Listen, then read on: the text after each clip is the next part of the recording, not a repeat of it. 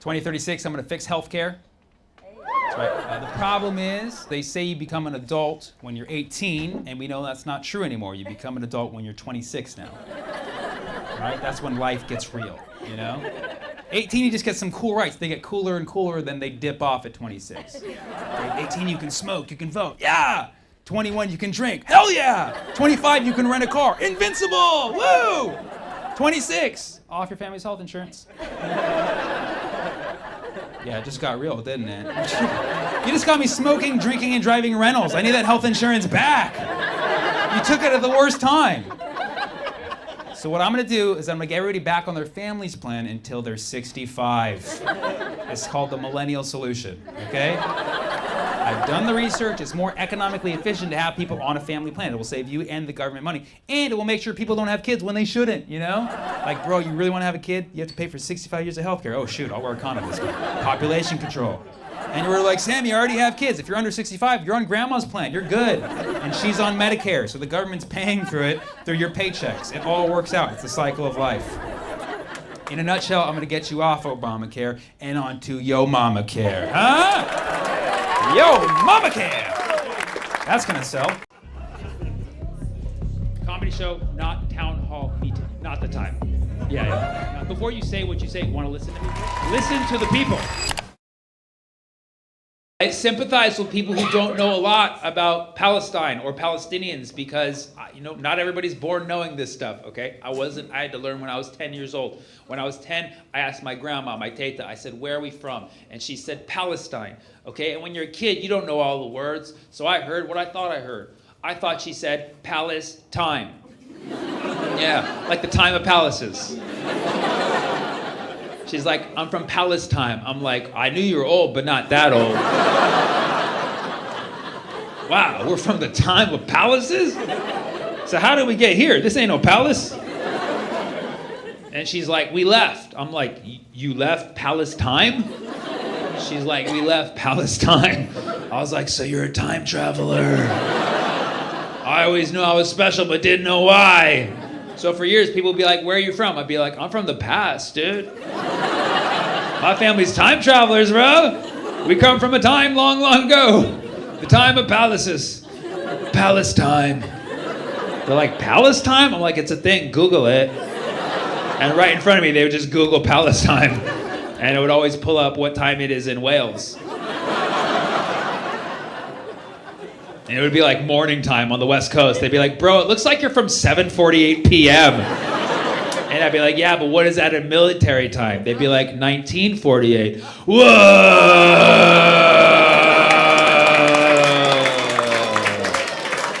If you don't get that joke, don't worry. It's because it's from the future. It was written by a time traveler. I think we should drop the name Palestine. It's a colonial name. And I think we should go with Palestine, okay?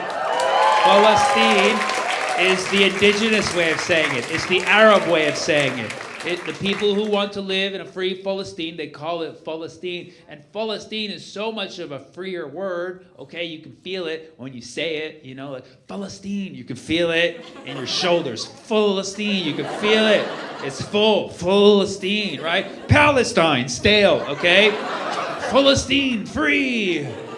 The only problem is, if we call it Palestine, Americans would then have to pronounce that. And they'd be like, Palestine! Come on, kids, we're heading down to Palestine. It's right next to Pakistan and Afghanistan, all the stands. Shoot, I stand with Palestine. No, Palestine, man. Palestine is a colonial name handed from the Romans through the British, and like many English colonial names, it stuck, and it's also kind of a confusing name, given the whole situation. Palestine, Stein, that's a Jewish name, Did anybody ever notice that? Maybe that's how the confusion started. The Jews met up, they're like, we need a place to go that's safe. Well, that place is called Stein, bro. I don't think it gets any safer than that. It's the Palace of Stein. It's a Jewish palace. Let's head on down. Yeah, and people have the audacity to say that Palestinians don't like Jewish people. Dude, we're from the land of Stein. It doesn't get any more welcoming than that. That stigma needs to stop now. Palestinians love Jewish people, especially when they say free Palestine, okay? Yeah, you get extra points. When a Jewish person says free Palestine, we cream our pants. It's a special moment that we share.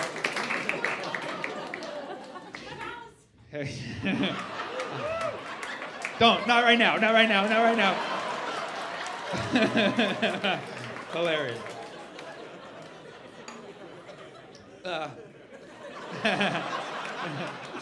I can feel it. A lot more than Philistine just got 3. All right, listen. All right. Too low. It's too early in the night for that. You may have noticed I make jokes for a living. That's what I do. But I understand there's more that can be done. I'm trying to do. Is this for me? Oh, thank you so much. It's free. It's from you. Did you make it? She's like, I work in a rubber factory. This is the Kafia, free Palestine. Thank you so much.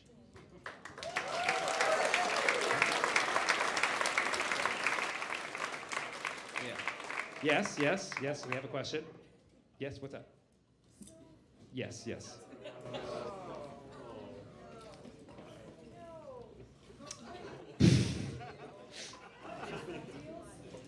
What is the real solution? You didn't like that one?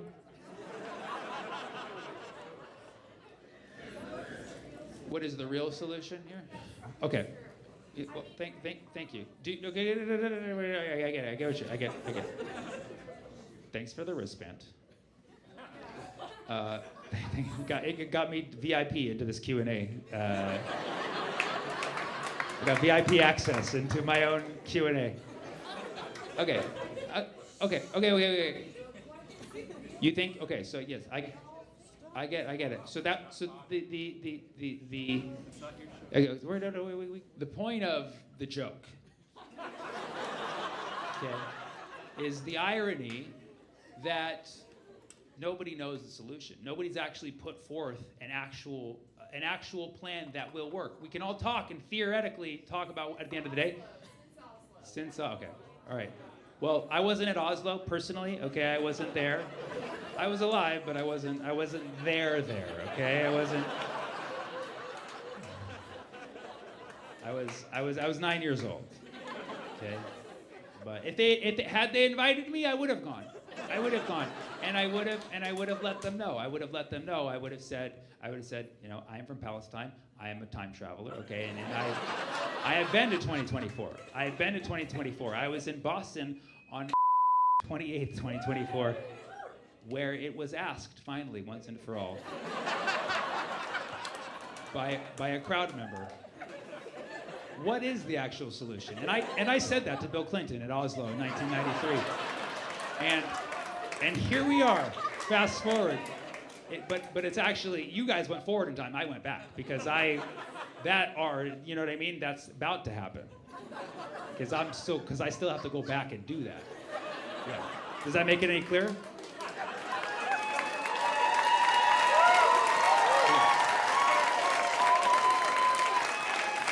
Yeah. Your basically, the sound of the crowd means your intentions are good, but not the time. Yeah, not the time. You can say something to me after the show. It's just, keep in mind, comedy show, not town hall meeting. Keep in mind, okay? Okay, yes. Comedy show, not town hall meeting, okay? Yes, so great. Meaning, okay? See, there's a more irony for you, okay? The reason why a lot of these solutions that have been put forth by our leaders is that they never reflect the will of the people, right? That they never, are you listening to me? Before you say what you say, want to listen to me first? The irony that the fact that the solutions never have worked or never do tend to work is because the leadership that we have in this world, the many governments we have, they never reflect the will of the people because they don't properly listen to the people. Listen to the people. Listen to the people. All right, so back to, all right. No, I was just annoyed. That's an interesting take. I felt supporting Trump's administration was better. I didn't want Trump to be president. Have influence. Because I have a platform, I should not speak how I feel. Reflect more on how you feel. I need more sleep. I gained a lot of fans last year, and I also lost a lot of fans last year. And I lost fans, not even really just for talking about Palestine. I lost fans when the election happened, and I was just honest about my take. You know, I thought we lived in a democracy where, like, you're free to say this is what I feel, and you know, I didn't know that we weren't really in a public democracy. You know.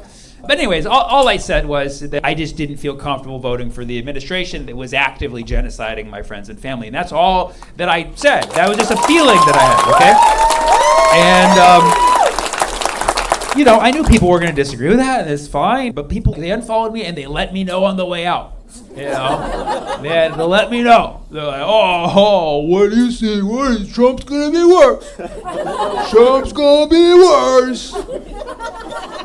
And turns out maybe, okay? Then there's the talk about, well, Trump said this and Trump said that. It's like, you can't take everything Trump says seriously, okay? If you do, you will die. Do you understand?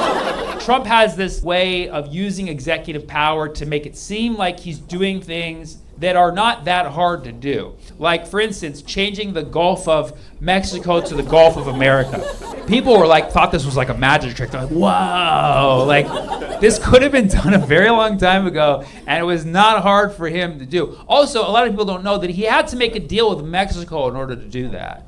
Yeah, I don't know if you know this. In order for him to change the Gulf of Mexico to Gulf of America, but now the giant mall in Minnesota is called the Mall of Mexico. You didn't know that, did you? You didn't know that. The Mall of Mexico in Minneapolis. They only take pesos, and it's... Those were all the things that I want to talk about so far. Is there anything I didn't talk about tonight you'd like for me to talk about? Candace Owens. Candace Owens? Okay. Can do. Anything else I can throw in there in the mix? ChatGPT, you said? ChatGPT in the context of comedians' career. I love it. You gave me like a lens. Do you want to give me a location too and a theme? So like ChatGPT, comedians' careers at the mall on a Tuesday with Candace Owens. And? Harm reduction. You said harm reduction? Yeah. Ooh, interesting. Let's explore this a little bit. Harm reduction, is this like a broad philosophical concept? The concept of doing things that they harm the minimum number of people. Say it's sociologically. Sociological thing, we're gonna minimize harm. Yeah, like voting for Joe Biden reduces harm against black Americans than voting for Trump. Okay, wait, I mean, you're saying such as statements like that, okay, right? Okay. Some people did not agree, but that is kind of funny. Could be true. We don't have the data on that, but it is kind of funny that it's like you have to vote for a president that's incapacitated to be better to black Americans. Like, how up of America is that where you got to vote for the guy? If you vote for that guy, it's going to be better. I don't know if it's true or not. I don't know if it's true or not. Okay, so harm reduction. Were you hoping that was the specific thing I was going to look at with it, or something else? No, I was just somewhat annoyed with the equivocation. The equivocation of what? Of voting for either party. Oh, when I said it? Not now, or not before, but slightly now. Because now that Trump's in power, I feel like you should have better context to understand that there was reduced harm in voting for the other party. Okay, let's look at this, because this is a very hot topic, okay? First of all, that's not how I vote. I don't vote from a projected reduced harm, because you never know. I don't trust a single politician, and who knows? Let's say you're 100% right and Biden became president again, which I don't think anybody wanted, by the way. I think that's an interesting take. Like, we should have gone back to Biden. Like, that's a very unique take. First of all, that's not how I vote. I also vote by, how I feel about an administration, and do I want to support people who I think are bad? I felt supporting Trump's administration was bad. Here's the thing. I get where you're coming from. You like to see it as, if you don't vote for this, you are voting for that binary. But that's not how I see it. I believe that democracy as an institution can only work if we actually have freedom of choice in who we vote for. And if the establishment doesn't listen to us, they'll never get it. We'll be locked into this two-party system for the rest of our existence. That's how I feel. Okay? And listen, if you want like a personal attachment to it, like you see what's happening in Gaza right now, it's some of the worst we've ever seen, like literally ever seen. We saw horrible under Biden, but we are seeing some of the worst in this exact moment. Did I ever say, oh, Trump's going to be better for Gaza? I never said that.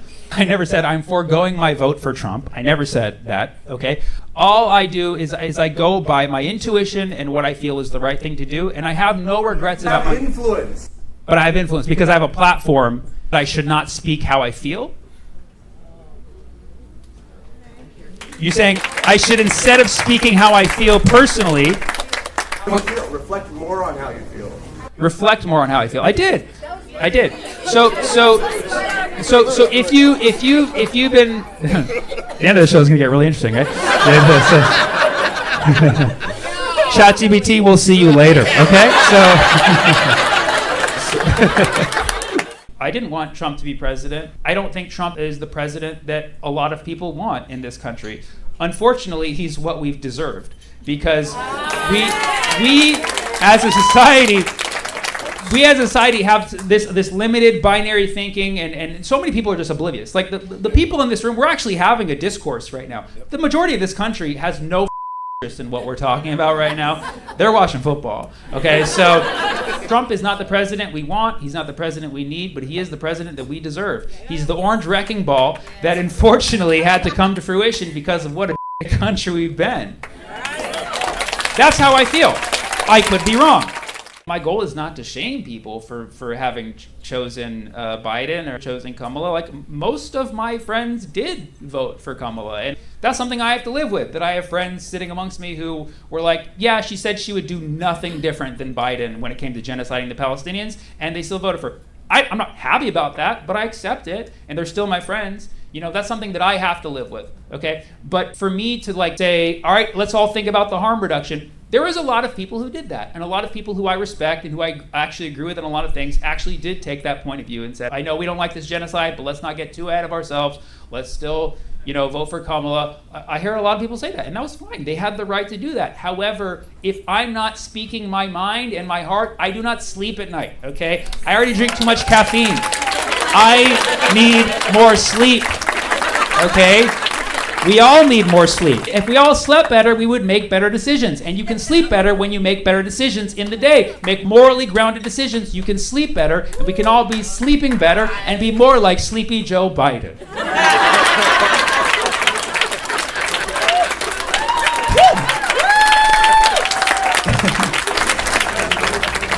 Yes. Yeah. If you use harm reduction, the party that you're using that for, the Democratic Party, would take your vote for granted. So a lot of minorities always voted for Democrats, but what have they really done for minorities? Because they know all they do is one other vote for the other side, so they think they got your vote locked in, so they don't have to look at your concerns and your needs. I very much agree with this point. To reiterate, basically, for example, in my case, I'll make it about myself. If I had voted for the Democrats, it would have signaled to them like, yeah, we can basically get away with this. And the people who despise are still going to vote for us because they know that we are the harm reducers, right? Which again, I don't even agree with. But yes, like, I don't like that. I don't like that people are like, yeah, they'll still with us because they have to. I don't like that. I don't do toxic relationships, and I don't do toxic administrations. I'm sorry, I don't do that. There's so many people in this world, there's so many different opinions, and I'm a mathematician, so of course I like to think macro. I like to think of like what is greater good, but at the same time, I have to make micro decisions. And if I'm not in harmony with my own micro decisions, then how can I expect the rest of the world to follow suit? I think that if everybody finds, right? Because I believe in harm reduction. I believe that one day we will have minimized harm to the greatest possible, okay? But also, we live in a capitalist society. We operate on money, right? So we need to keep that in mind, that like that's how the system works, and we need to figure out if we focus on ourselves, on the micro level, we can affect the max. So how do we get massive harm reduction? We focus on ourselves, but also think about money. That's harm money.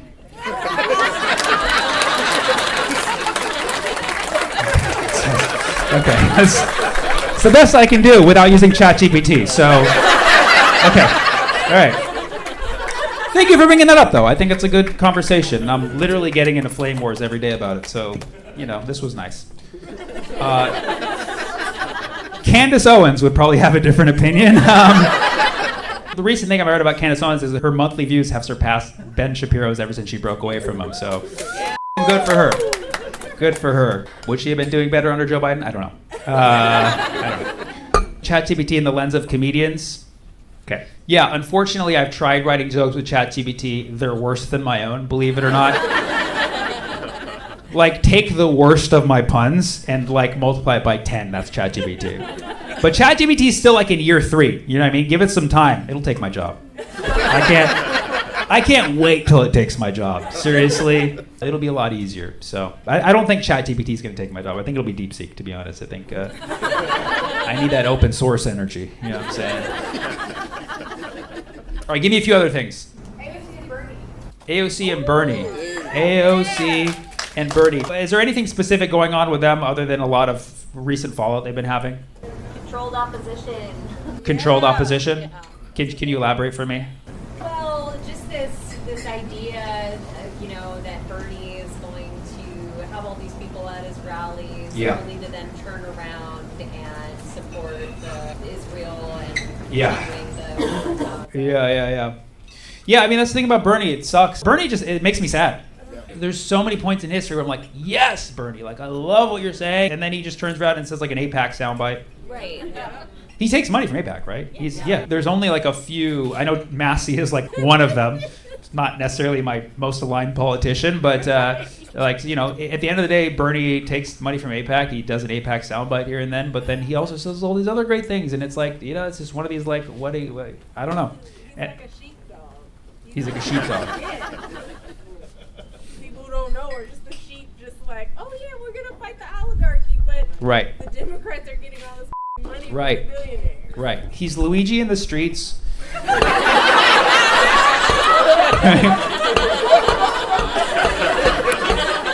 Chuck Schumer in the sheets.